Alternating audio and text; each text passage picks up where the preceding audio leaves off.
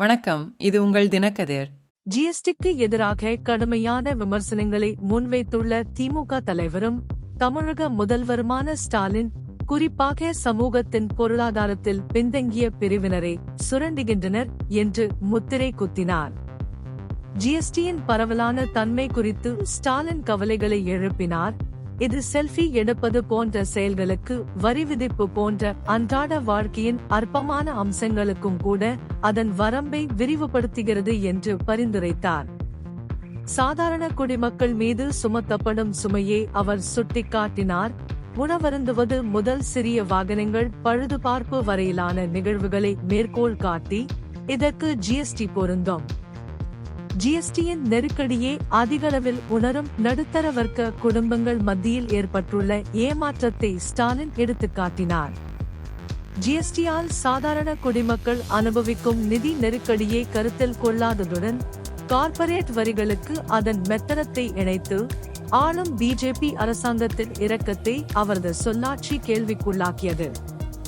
ஜிஎஸ்டியின் சமமற்ற தாக்கத்தை அவர் அடிக்கோடிட்டு காட்டினார். கணிசமான 64% வரி வசூல் பொது மக்களிடமிருந்து பெறப்படுகிறது. 33% நடுத்தர வர்க்கத்தினரிடமிருந்தும், வெறும் 3% சமூகத்தின் வசதி படைத்த பிரிவினரிடமிருந்தும் பெறப்படுகிறது. முதலமைச்சரின் கருத்துக்கள் ஜிஎஸ்டி ஆட்சி குறித்த அதிருப்தியின் பரந்த உணர்வை அடிக்கோடிட்டு காட்டுகிறது. குறிப்பாக சாமானியர்களின் மீதான அதன் சுமையை காட்டுகிறது. இந்த பிரச்சனையை சமூக நீதி மற்றும் சமமான வரி விதிப்பு என்று கட்டமைப்பதன் மூலம் ஏழைகளை சுரண்டுவதாக அவர்கள் கருதுவதற்கு எதிராக தனது கட்சியின் நிலைப்பாட்டிற்கு ஆதரவை திரட்டுவதை ஸ்டாலின் நோக்கமாக கொண்டுள்ளார்.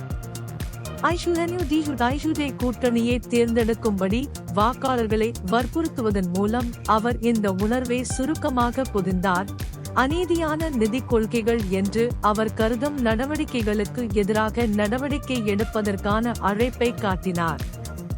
ஸ்டாலினின் விமர்சனம் இந்தியாவில் ஜிஎஸ்டி அமலாக்கத்தின் செயல்திறன் மற்றும் நியாயத்தன்மையை சுற்றி நடந்து வரும் விவாதத்தை பிரதிபலிக்கிறது. பொருளாதார சமத்துவமின்மை மற்றும் சமூக நீதியை சுற்றியுள்ள பரந்த அரசியல் உரையாடலுடன் இணைந்து, வரி விதிப்பால் ஒதுக்கப்பட்டதாக உணருபவர்களுடன் அவரது வார்த்தைகள் எதிரொலிக்கின்றன. தமிழ்நாட்டின் தலைவர் என்ற முறையில் அவரது அறிக்கைகள் எடையை கொண்டுள்ளன. மேலும் இந்த விஷயத்தில் பொதுமக்களின் கருத்தை பாதிக்கலாம். இது எதிர்கால கொள்கை விவாதங்கள் மற்றும் தேர்தல் முடிவுகளை வடிவமைக்கும்.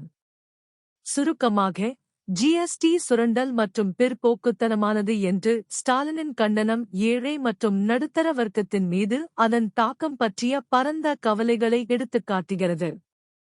சமூக நீதி மற்றும் சமமான வரி விதிப்பின் அடிப்படையில் பிரச்சினையை உருவாக்குவதன் மூலம் மத்திய அரசாங்கத்தால் திணிக்கப்பட்ட அநீதியான நிதி கொள்கைகள் என்று அவர்கள் கருதுவதற்கு எதிராக தனது கட்சியின் நிலைப்பாட்டிற்கு ஆதரவை திரட்ட முயல்கிறார். இது உங்கள் தினக்கதிர். நன்றி.